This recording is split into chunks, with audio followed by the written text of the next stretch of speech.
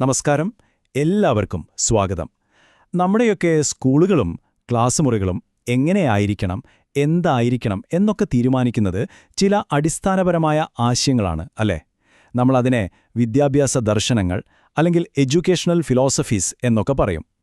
അപ്പോൾ എന്താണ് ഈ ആശയങ്ങൾ? നമുക്ക് ഇതിലേക്കൊന്ന് ആഴത്തിലിറങ്ങിച്ചെന്ന് നോക്കാം. തുടങ്ങുന്നതിന് മുൻപ് ഞാൻ നിങ്ങളോടൊരു ചോദ്യം ചോദിക്കട്ടെ. വധശിക്ഷ അത് ശരിയാണോ തെറ്റാണോ? എന്താണ് നിങ്ങളുടെ അഭിപ്രായം? പെട്ടെന്നൊരുത്തരം വേണമെന്നില്ല, ഒന്ന് മനസ്സിലിട്ട് ആലോചിച്ചാൽ മതി. അപ്പോ നിങ്ങളെന്ത് തീരുമാനിച്ചു? ശരിയാണെന്നോ തെറ്റാണെന്നോ? നിങ്ങളുടെ ഉത്തരം എന്തു തന്നെയായാലും ആ ഒരു നിലപാടുണ്ടല്ലോ, അത് തന്നെയാണ്. വളരെ ലളിതമായി പറഞ്ഞാൽ നിങ്ങളുടെ ഒരു ദർശനം അല്ലെങ്കിൽ ഫിലോസഫി.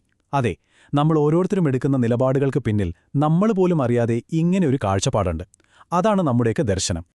അപ്പോൾ ശരിക്കും പറഞ്ഞാൽ നമുക്കെല്ലാവർക്കും സ്വന്തമായി ഓരോ ഫിലോസഫിയുണ്ട്. നമ്മുടെ ജീവിതാനുഭവങ്ങളും കാഴ്ചപ്പാടുകളും ഒക്കെ ചേർന്നാണ് അത് രൂപപ്പെടുന്നത്. ഈ ഫിലോസഫി എന്ന വാക്ക് എവിടെ നിന്നാണ് വന്നതെന്നറിയാമോ? 2 ഗ്രീക്ക് വാക്കുകളിൽ നിന്നാണ്. ഫിലോസ് അതിനർത്ഥം സ്നേഹം, പിന്നെ സോഫിയ അതായത് അറിവ് അല്ലെങ്കിൽ ജ്ഞാനം. അപ്പോൾ രണ്ടും കൂടി ചേർത്താൽ എന്തായി? ജ്ഞാനത്തോടുള്ള സ്നേഹം, അറിവിനോടുള്ള ഒരു തരം അടങ്ങാത്ത ഇഷ്ടം. നല്ല രസമില്ലേ കേൾക്കാൻ? ഓക്കെ, അപ്പോൾ എന്താണ് ഈ വിദ്യാഭ്യാസ ദർശനം? സിമ്പിളാണ്. വിദ്യാഭ്യാസം എന്തിനു വേണ്ടിയുള്ളതാണ്? നമ്മൾ എന്ത് പഠിക്കണം, എങ്ങനെ പഠിക്കണം? ഈ അടിസ്ഥാനപരമായ ചോദ്യങ്ങളുണ്ടല്ലോ, ഇതിനൊക്കെയുള്ള ഉത്തരങ്ങൾ തേടുന്ന കാഴ്ചപ്പാടുകളാണ് വിദ്യാഭ്യാസ ദർശനം. ഇവിടെയാണ് നമ്മൾ ഒരു പ്രധാനപ്പെട്ട കാര്യം മനസ്സിലാക്കേണ്ടത്. ലോകത്തുള്ള എല്ലാ വിദ്യാഭ്യാസ സമ്പ്രദായങ്ങളും, നമ്മുടെ സ്കൂളുകൾ പോലും വെറുതെ അങ്ങുണ്ടായതല്ല. ഇതിൻ്റെ എല്ലാം പിന്നിൽ നമ്മൾ ഈ പറഞ്ഞ ഏതെങ്കിലും ഒരു പ്രത്യേക ദർശനം പ്രവർത്തിക്കുന്നുണ്ട്. ആ ദർശനത്തിൻ്റെ അടിസ്ഥാനത്തിലാണ് അവിടുത്തെ നിയമങ്ങളും പഠനരീതികളുമൊക്കെ രൂപപ്പെടുത്തിയിരിക്കുന്നത്. അപ്പോൾ നമുക്ക് വിദ്യാഭ്യാസ രംഗത്തെ ഏറ്റവും പ്രധാനപ്പെട്ട 4 ദർശനങ്ങളെ ഒന്ന് പരിചയപ്പെട്ടാലോ? ഒരേ ചോദ്യങ്ങൾക്ക് ഈ 4 പേരും എങ്ങനെയാണ് 4 വ്യത്യസ്ത ഉത്തരങ്ങൾ നൽകുന്നതെന്ന് കാണുന്നത് ശരിക്കും ഇൻട്രസ്റ്റിംഗ് ആയിരിക്കും. ഇതാണ് ആ 4 പേർ. ആശയവാദം, അതായത് ഐഡിയലിസം, പിന്നെ പ്രകൃതിവാദം അഥവാ നാച്ചുറലിസം, പ്രായോഗികവാദം പ്രാഗ്മാറ്റിസം, അവസാനമായി മാനവികതാവാദം ഹ്യൂമാനിസം. പേരുകൾ കേട്ട് പേടിക്കേണ്ട, സിമ്പിളാണ്. ഈ 4 കാഴ്ചപ്പാടുകളാണ് സത്യത്തിൽ നമ്മുടെയൊക്കെ ക്ലാസ് മുറികളെ ഇന്നും ഒരുപാട് സ്വാധീനിക്കുന്നത്. റെഡിയല്ലേ? അപ്പോൾ നമ്മുടെ ആദ്യത്തെ ചോദ്യം ഇതാണ്. ഒരുപക്ഷേ ഏറ്റവും പ്രധാനപ്പെട്ട ചോദ്യം. എന്തിനാണ് നമ്മൾ പഠിക്കുന്നത്? എന്താണ് വിദ്യാഭ്യാസത്തിന്റെ യഥാർത്ഥ ലക്ഷ്യം? ഈ ചോദ്യത്തിന് ഈ 4 ഫിലോസഫികൾ നൽകുന്ന ഉത്തരം കണ്ടാൽ നമ്മൾ അത്ഭുതപ്പെട്ടു പോകും. നോക്കൂ, ആദ്യം ആശയവാദം അല്ലെങ്കിൽ ഐഡിയലിസം. അവർ പറയുന്നത് വിദ്യാഭ്യാസത്തിന്റെ ലക്ഷ്യം ആത്മസാക്ഷാത്കാരമാണെന്നാണ്. അതായത് നമ്മുടെ ഉള്ളിലെ ഏറ്റവും നല്ലതിനെ പുറത്തു കൊണ്ടുവരിക. ഇനി പ്രകൃതിവാദത്തിലേക്ക് വന്നാലോ? അവിടെ ലക്ഷ്യം ആത്മപ്രകാശനമാണ്. കുട്ടിയുടെ ഉള്ളിൽ സ്വാഭാവികമായി എന്താണോ ഉള്ളത് അതിനെ യാതൊരു തടസ്സവുമില്ലാതെ പ്രകടിപ്പിക്കാൻ അനുവദിക്കുക. എന്നാൽ പ്രായോഗികവാദം അഥവാ പ്രാഗ്മാറ്റിസം പറയുന്നത് ഇതൊന്നുമല്ല. അവരുടെ ലക്ഷ്യം വളരെ പ്രാക്ടിക്കലാണ്.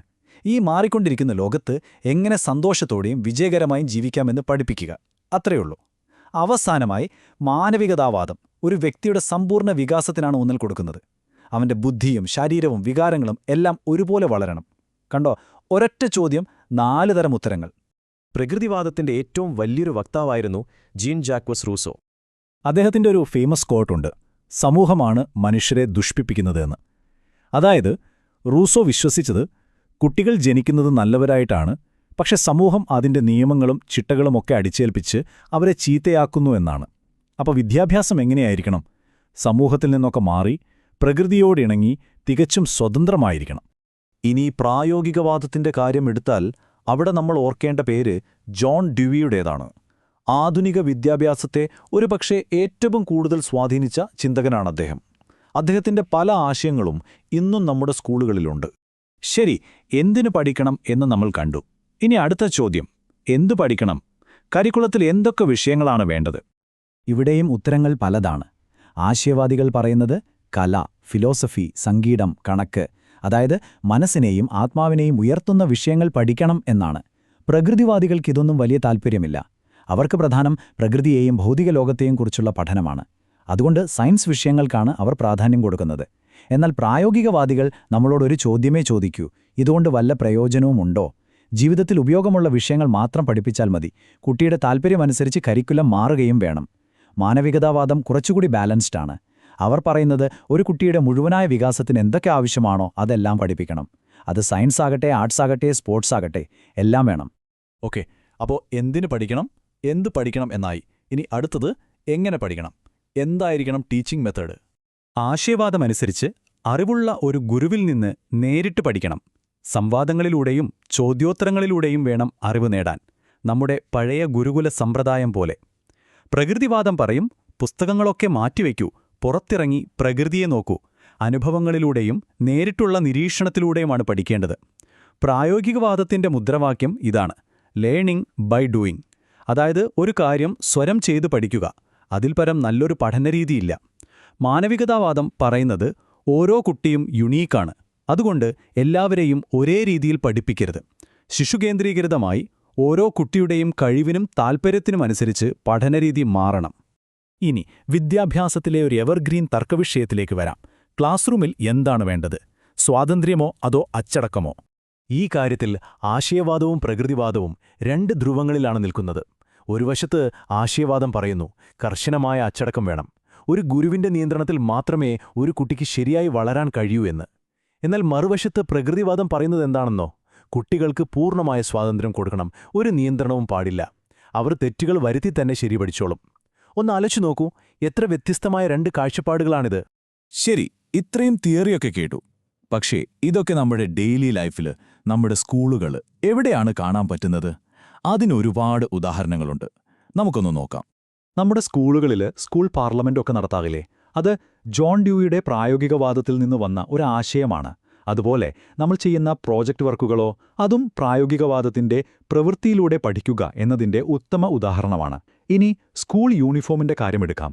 യൂണിഫോം വേണോ വേണ്ടയോ എന്നുള്ള ചർച്ച പോലും സത്യത്തിൽ ഈ ദർശനങ്ങൾ തമ്മിലുള്ളൊരു പോരാട്ടമാണ്. എല്ലാവരും ഒരേ യൂണിഫോം ഇടുന്നത് അച്ചടക്കത്തെയും ഒരുമയും കാണിക്കുന്നു, അത് ആശയവാദം. എന്നാൽ ഓരോരുത്തരും ഇഷ്ടമുള്ള വസ്ത്രം ധരിക്കുന്നത് വ്യക്തിസ്വാതന്ത്ര്യത്തെയും സ്വാഭാവികതയും കാണിക്കുന്നു, അത് പ്രകൃതിവാദം. കണ്ടോ, നമ്മുടെ ചുറ്റുമുണ്ടതെല്ലാം.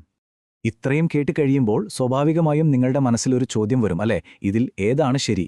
എന്റെ വിദ്യാഭ്യാസ ദർശനം ഏതായിരിക്കണം? സത്യം പറഞ്ഞാൽ ഇതിൽ ഒരെണ്ണം പൂർണ്ണമായും ശരിയാണെന്നോ മറ്റൊന്ന് തെറ്റാണെന്നോ നമുക്ക് പറയാൻ പറ്റില്ല. ഓരോ ദർശനവും വിദ്യാഭ്യാസത്തിന് ഓരോ വഴി കാട്ടിത്തരുന്നു, അത്രമാത്രം. ഒരു സമൂഹം എന്തിനാണ് കൂടുതൽ വില കൽപ്പിക്കുന്നത് എന്നതിനെ ആശ്രയിച്ചിരിക്കുമിത്. ചിലർക്ക് ആത്മീയമായ വളർച്ചയായിരിക്കും പ്രധാനം, അവർ ആശയവാദത്തെ പിന്തുണയ്ക്കും. മറ്റു ചിലർക്ക് ജീവിതത്തിലെ പ്രായോഗികതയായിരിക്കും വലുത്, അവർ പ്രായോഗികവാദത്തിന്റെ കൂടെ നിൽക്കും. വ്യക്തിസ്വാതന്ത്ര്യത്തിനും ഓരോ കുട്ടിയുടെയും തനതായ കഴിവിനും പ്രാധാന്യം കൊടുക്കുന്നവരാണെങ്കിൽ മാനവികതാവാദത്തെയായിരിക്കും ഇഷ്ടപ്പെടുക. അപ്പോൾ ഞാൻ ഈയൊരു ചോദ്യം നിങ്ങളോട് ചോദിച്ച് അവസാനിപ്പിക്കുകയാണ്. ഒന്ന് ആലോചിച്ച് നോക്കൂ, നാളെ നിങ്ങളാണ് നമ്മുടെ വിദ്യാഭ്യാസ മന്ത്രിയെങ്കിൽ നിങ്ങൾ എന്തു ചെയ്യും? ഈ ദർശനങ്ങളിൽ ഏതിനായിരിക്കും നിങ്ങൾ പ്രാധാന്യം കൊടുക്കുക? കർശനമായ അച്ചടക്കമുള്ള ക്ലാസ് മുറികളാണോ നിങ്ങൾക്ക് വേണ്ടത്, അതോ കുട്ടികൾക്ക് പൂർണ്ണ സ്വാതന്ത്ര്യം നൽകുമോ? ജീവിതത്തിൽ ഉപകാരപ്പെടുന്ന കാര്യങ്ങൾ മാത്രം പഠിപ്പിക്കുമോ, അതോ മൂല്യങ്ങൾക്കും കലകൾക്കും പ്രാധാന്യം നൽകുമോ? ഇതിനെക്കുറിച്ച് ചിന്തിക്കുന്നത് വിദ്യാഭ്യാസത്തെപ്പറ്റി പുതിയൊരു കാഴ്ചപ്പാട് നൽകാൻ നമ്മളെ സഹായിക്കും. നിങ്ങളുടെ അഭിപ്രായങ്ങൾ എന്തായാലും അറിയിക്കണം. അടുത്ത തവണ കാണുന്നതുവരെ നമസ്കാരം.